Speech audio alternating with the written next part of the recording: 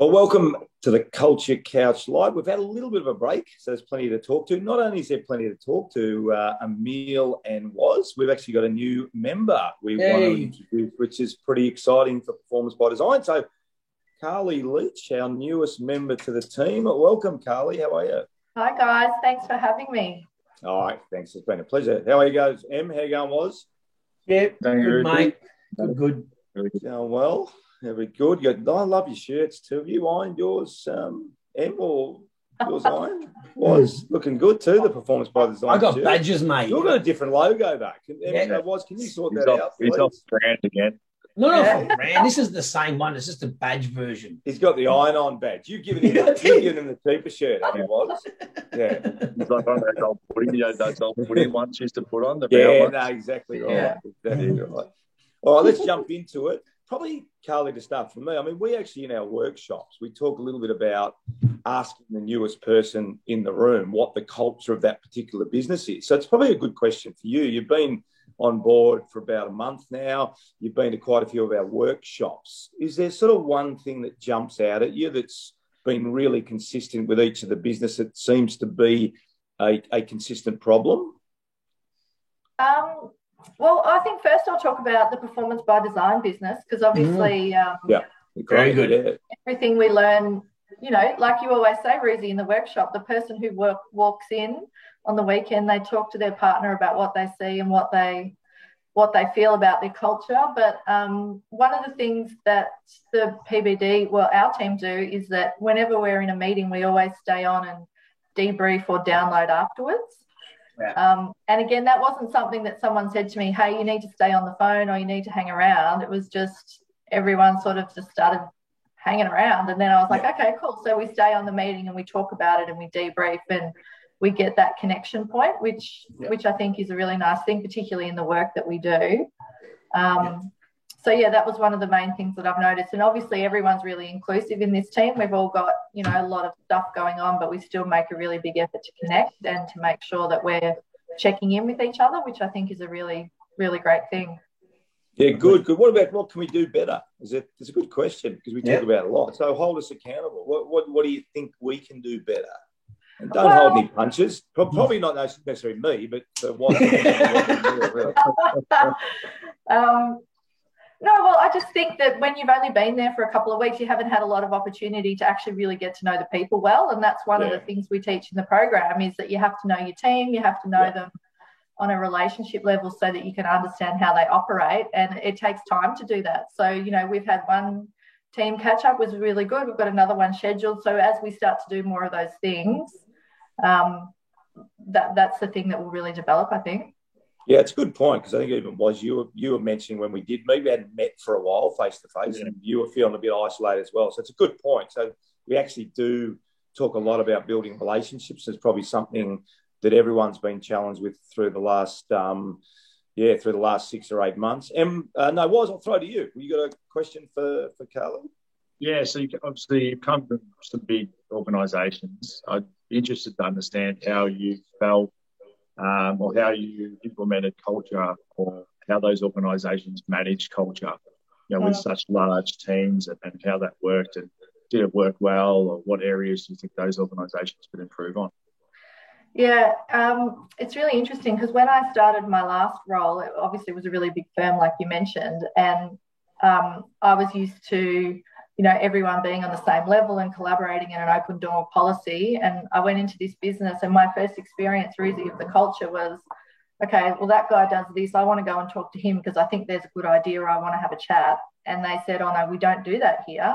You need to go and speak to his EA. You need to book a meeting and you can go and talk to him in 10 days or 14 days or whatever.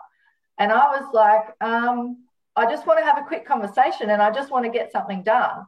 But again, the display or the behaviour of culture was, oh, no, we don't do that here. You need to go book a meeting with her and then he'll talk to you when he's got time. So that for me was really interesting because I've never operated like that before. And, you don't get that quick, let's just get stuff done. It had to be a bit more planned out and a bit more. And that was a bit of an example of how things kind of worked. So in such a large organisation, the people who look after the values and the behaviours and what we stand for, the framework, they set it all out beautifully. They do an amazing job. The values are great. Everyone ladders up. But there's still so many people doing individual things and managing in different ways. You can't always get that aligned. And as much as they try, there's always going to be gaps along the way, I think. So it's really up to each leader and each manager to really implement that for their own team. And I think that a lot of the responsibility has to fall down to really understand the framework and make sure they fit within it. It's certainly interesting, isn't it, Carly? It's one of the biggest challenges. Obviously, the bigger the company, the more silos. But it is one of the biggest challenges, isn't it? Even the workshops we've been in the last month, so much conversation around silo workplaces, isn't it? You know, and trying to bridge the gap. So that's a significant disadvantage, isn't it? That procedure and how slow that takes in order to bridge that gap.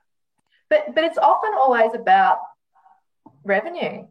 So if I give each leader a revenue target, it's really difficult for them to want to cross-pollinate because ultimately they're being rewarded on their revenue. And if they don't hit it, they're not going to get that reward. So why would they give it to other people by sharing?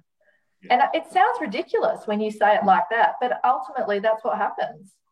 Yeah, it's amazing, isn't it, Em? I mean, you've been doing it for a fair while and we've been working together, but it's amazing how people talk about team, but a lot of the incentives are non-team based, and it's in so many different industries. We had this conversation before I think it was a couple of days ago in a workshop. It was really, we're incentivizing, in a sense, bad behaviour. Yes, and expect good behaviour. Yeah, 100%. I always say if the company hasn't got their scoreboard right, then the score dictates the way we behave and interact. But I think that, and I do quite a bit of reading and listening, the teams that get the target together concept right, then they get that cross-functional. Like you think about the Googles and the Netflixes, when you dissect the way they work, everyone knows what the target is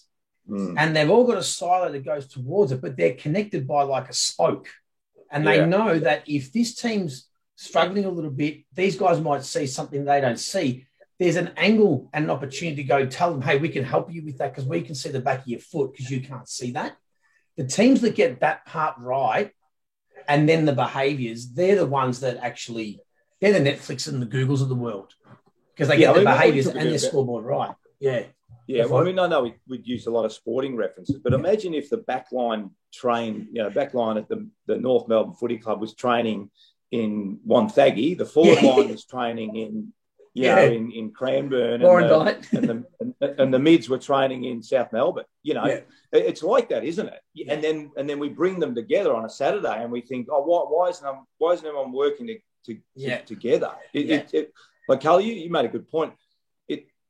It sounds so ridiculous when you say it, doesn't it?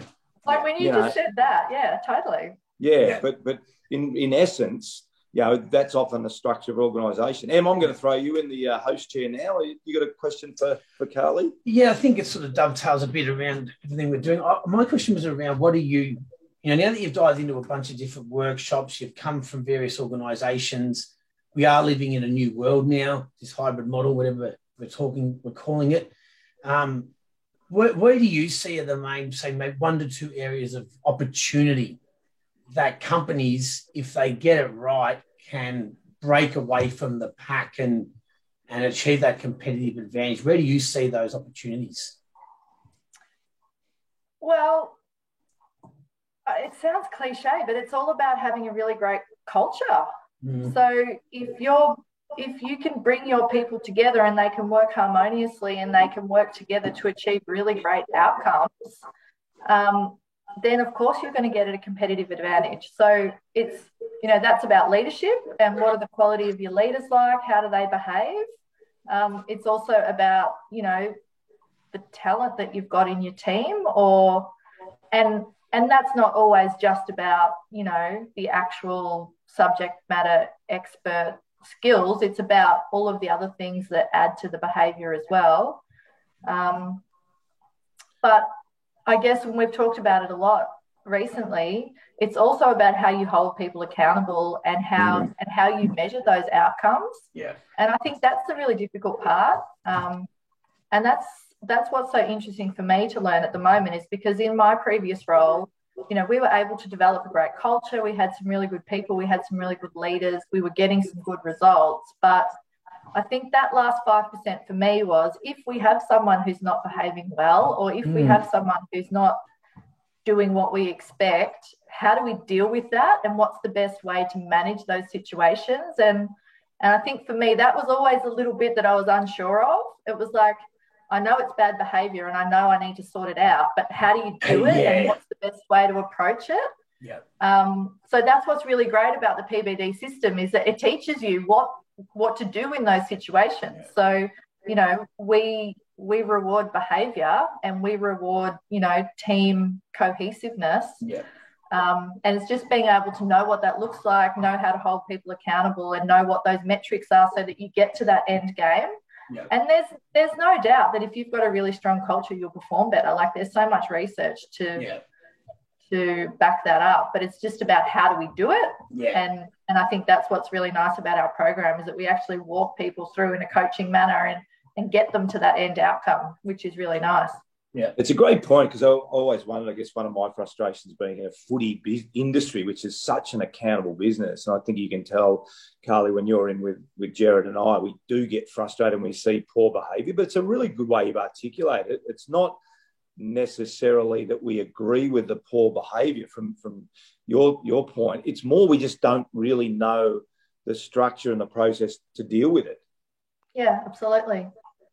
So it's actually quite fascinating. And again, when you look to a sporting team, there's such a level of review and preview. So there's not a lot of wiggle room. I mean, there's, you know, this is how we're going to play. When we do it well, we get told we do it well. When we don't do it well, we get told we don't do it well. So that's sort of the level of accountability I'm used to. But it's interesting, isn't it? So putting the system. The other thing about business too is, like, you know, you talk about how you have the review every week in a footy club. Whereas we used to have to really push the fact that we wanted to do KPI check-ins and we wanted to talk to our people. Had to push for it.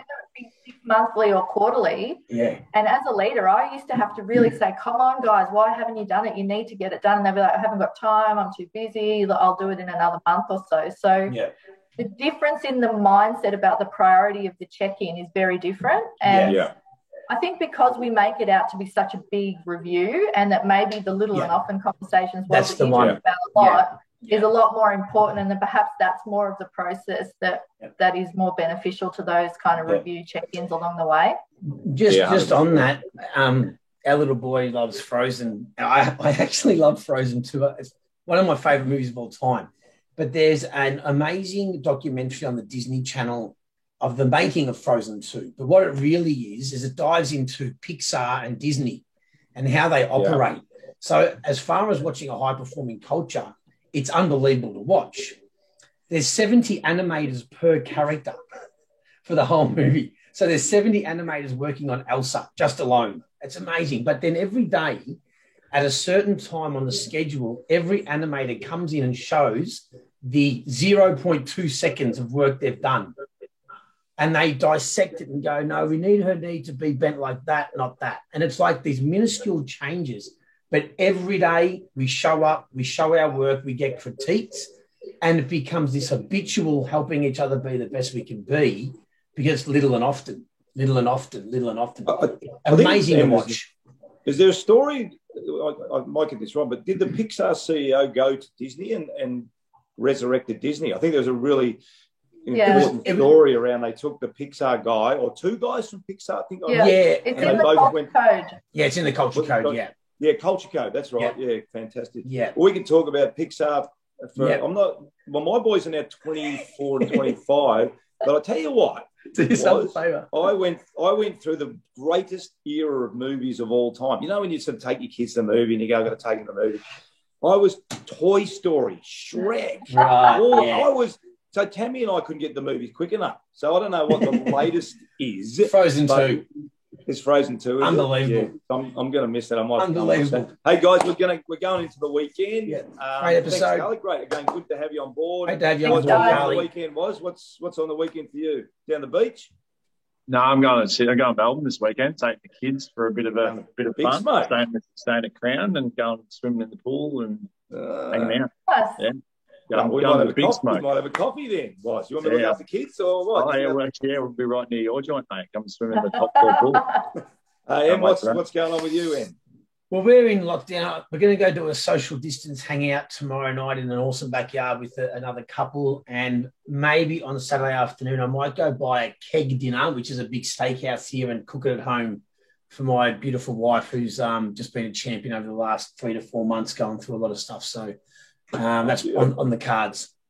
And Carly, Ben and the kids, what's on? He'd be pumped up to the footy, wouldn't he? Is he watching the footy? Yes, the footy tonight. But tonight. Our friends across the road have got an auction tomorrow of their house, so we're all on to. We've got all the phones going with the information coming in, so we'll see how they go.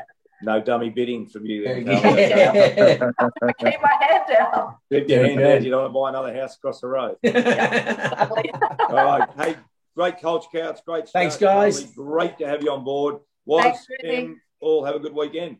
Great weekend. Bye, guys. Bye-bye. Take care. Ciao.